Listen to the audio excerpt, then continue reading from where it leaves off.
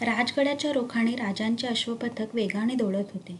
दिवस कासराभर असताना राजे गडाच्या पायथ्याशी असलेल्या पालीला पोहोचले. घोड्यांची गती मंदावली होती. राजे सावकाश गड चढत होते. पद्मावती माचीच्या दुसऱ्या दरवाजात राजे आले आणि दुसरी नौबत झडली. फिरंगोजी नरसाळा राजांच्या स्वागतासाठी सामोरे आले होते. राजे पाय उतार झाले. फिरंगोजी नजीक येताच त्यांच्या कडेवरच्या शंभूबाळांनी राजांकडे झेप घेतली. राजांनी शंभूबाळांना घेतले, त्यांचा मुका घेतला. फिरंगोजी, राणीसाहेबांची तब्येत आहे तशीच आहे. फिरंगोजींच्या चिंतातूर चेहऱ्याकडे पाहत राजांनी ते जाणले होते. राजांनी दीर्घ निश्वास सोडला. देवीचे दर्शन घेतले आणि शंभूबाळांच्यासह ते स्वार झाले. राजे बालेकिल्ल्यात आले तेव्हा दिवस मावळायला आला होता. वाड्याच्या देवडीवर मशाली पेटल्या होत्या. नेहमी राजे गडावर आले की सारा गड चैतन्यमय बनायचा. आज मुजरे झडत होते, पण कोणाच्या चेहऱ्यावर आनंद नव्हता. राजे पाय धुवून वाड्याचा चौक चढले. सदरेवर पेशवे, अमात्य, सचिव सारे हात बांधून उभे होते. राजे आत गेले. जिजाबाईंच्या पाया पडता जिजाबाईंनी डोळ्यांना पदर लावला. जिजाबाईंना राजे जवळ घेत म्हणाले, मासाहेब, देवावर विश्वास ठेवा. राजे, सारे प्रयत्न होत आहेत. वैद्यांची औषधं आहेत, देवावरचे अभिषेक आहेत, अनुष्ठानं आहेत, अंगारे दुपारे काही शिल्लक ठेवलं नाही. पण कशाचाच गुण येत नाही. कालची पोर आज दिसत नाही. अरे, माझं आयुष्य मागितलं तरी या पोरीसाठी देईन. मासाहेब, धीर धरा. त्यानं राणीसाहेब बऱ्या होत असत्या तर आम्ही आमचंही आयुष्य दिलं असतं. राजे सईबाईंच्या महालात गेले. मंद उदाच्या वासाने सारा महाल भरला होता. समया प्रज्वलित झाल्या होत्या. राजे महालात जाताच पलंगाच्या शेजारी घातलेल्या बैठकीवर बसलेल्या राणी वसा उठून उभा राहिला. मनोहारी सईबाईंच्या पायावर हात फिरवत बसली होती. राजे आत जाताच सारे बाहेर गेले. मनोहरी उठू लागली. राजांनी तिला बसायला खुणवले. राजे पलंगाजवळ गेले. राजांना पाहता सईबाई क्षीणपणे हसल्या. त्या म्हणाल्या, शेवटी यावं लागलंच ना.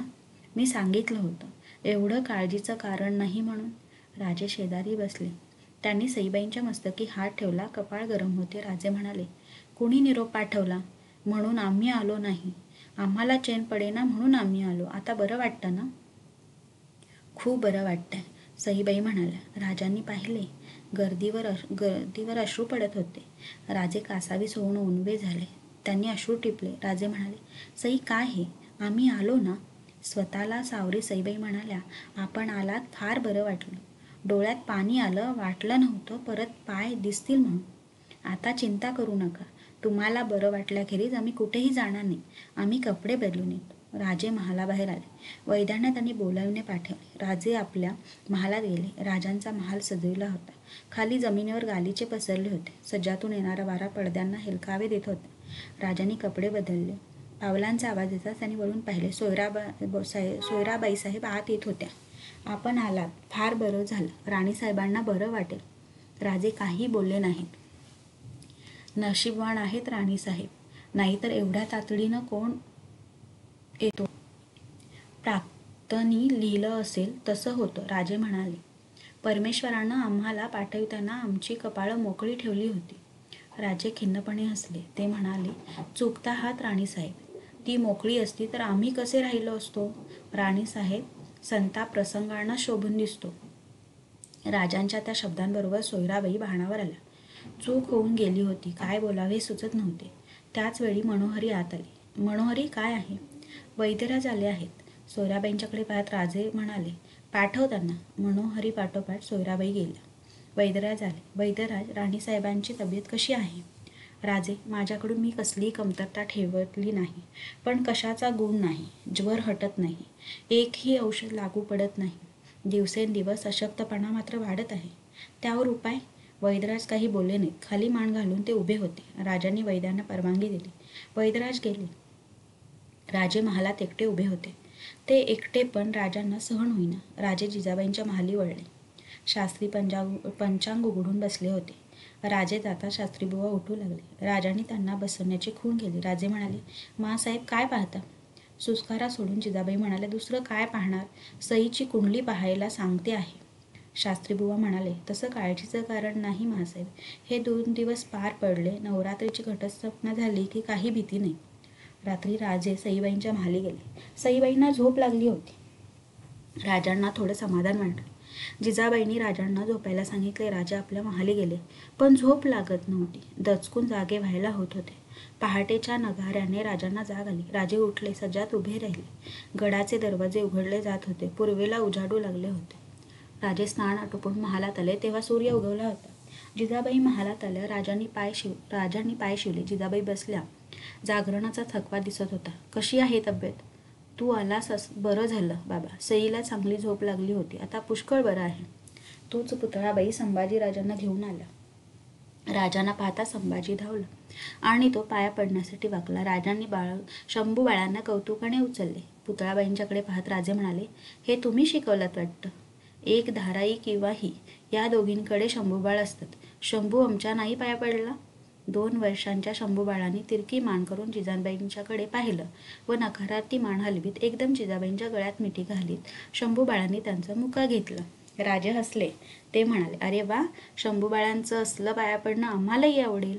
पुतळाबाईंनी आणलेले दूध पिऊन राजे उठले. शंभूबाळांचा हात धरून राजे सईबाईंच्या महाली आले.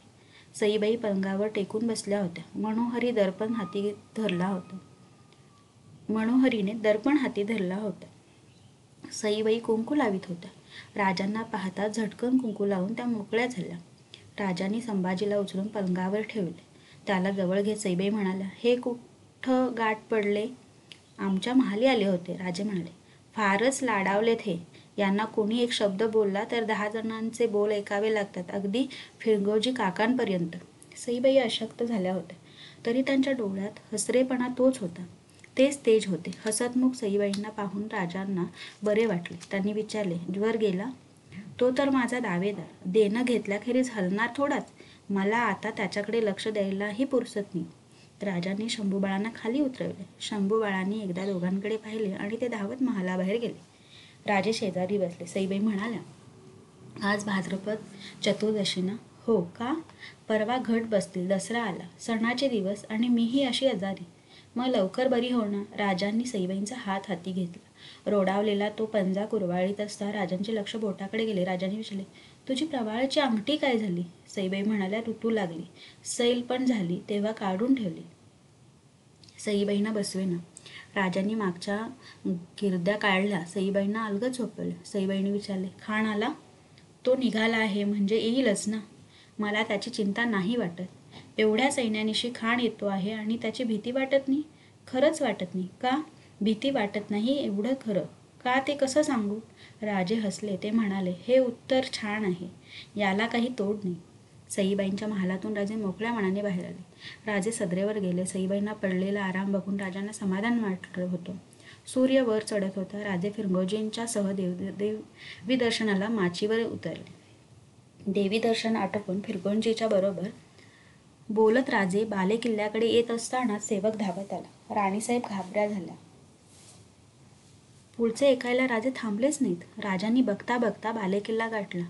राजे वाड्यात गेले. सदरेवर वैद्यांना पाहून राजे चकित झाले.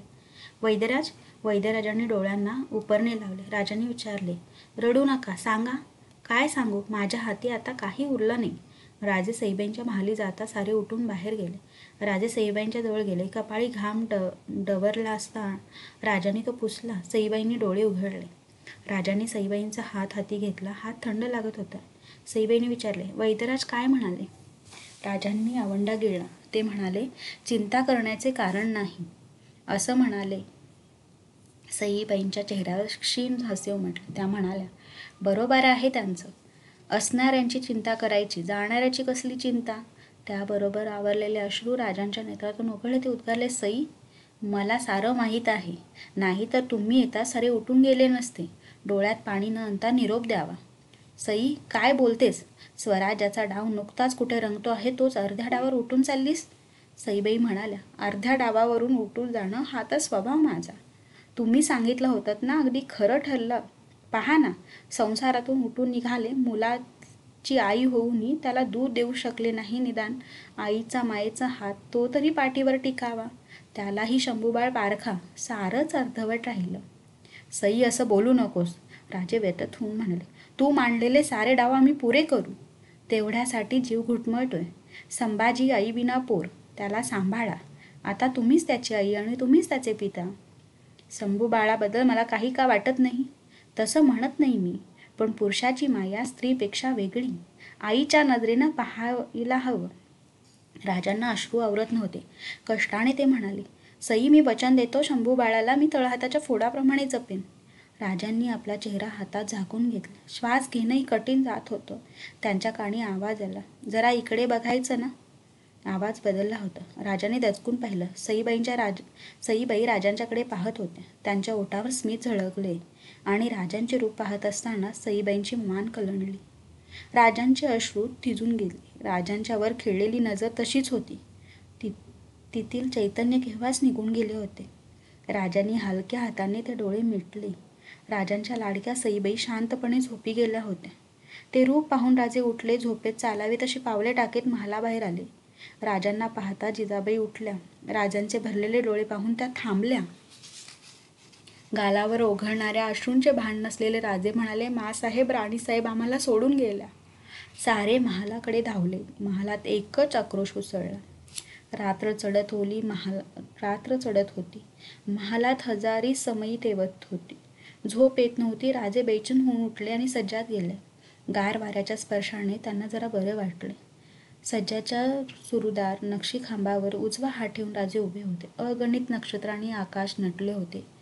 राजांच्या मनात विचार आला, आकाशात करोडो नक्षत्रे असून देखील एका चंद्राची बरोबरी करू शकत नाही ना.